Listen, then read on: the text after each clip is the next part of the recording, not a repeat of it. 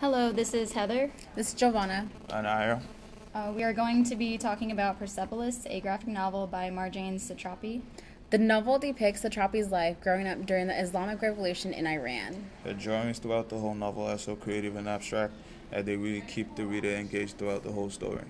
Satrapi uses a combination of different themes that we will discuss throughout this film. For this film, we're gonna be talking about a few different points.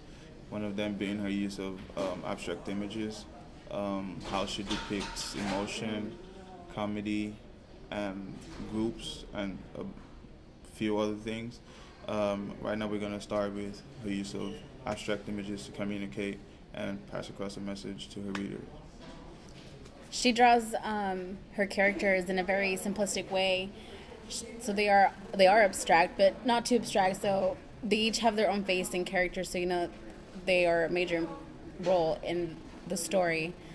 One of the great things about this book is that she draws it from her perspective as a child. So that's why she probably made all the images really simplistic, less, gory, because it's all coming from her when she's 10 years old during this revolution.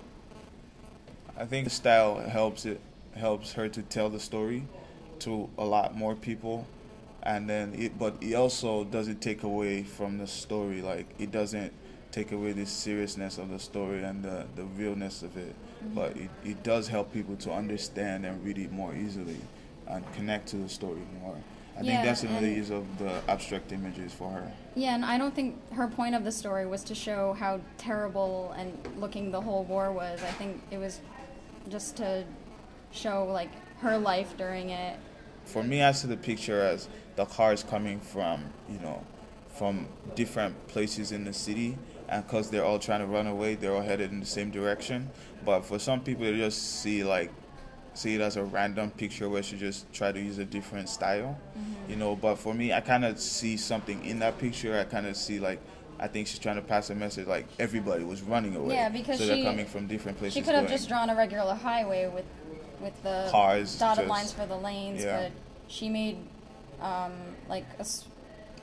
swirl effect to show that they're all joining into the same direction and area because they're trying to flee. The picture where it showed that the house had been blown down, it's a lot different than the other panels. The other panels seem a lot more computerized and more strict lines, and this one is just a lot more free, and it has so much more character to it. And I think she does it for a reason, because that certain panel affected her in such a way that she remembers it. Throughout the novel, the author also draws, with all of her pictures of groups, she draws a lot of groups of families, mostly her family, and I think that she's trying to show the reader how important they are to her and how they always stick together no matter how bad anything is going on in their life.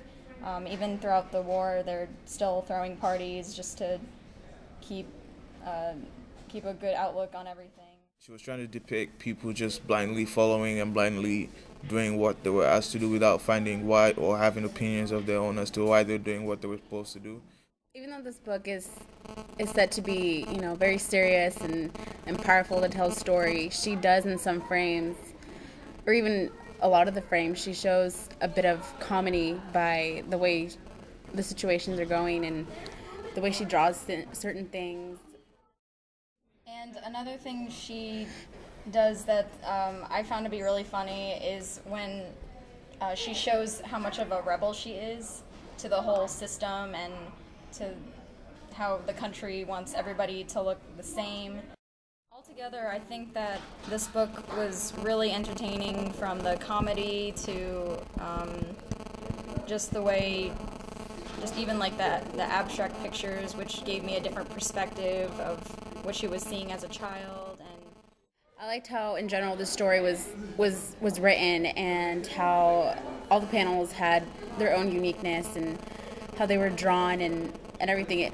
This is such a great story, and the way she told it was very interesting. It was never dull and kept the reader very engaged the whole time, and it gave you pictures to imagine what was going on. And reading this book has made me understand that you can you can always balance those things, simplicity and reality, and still pass across the message without having people being disgusted or irritated or not want to read the story or just have a gory feeling in general.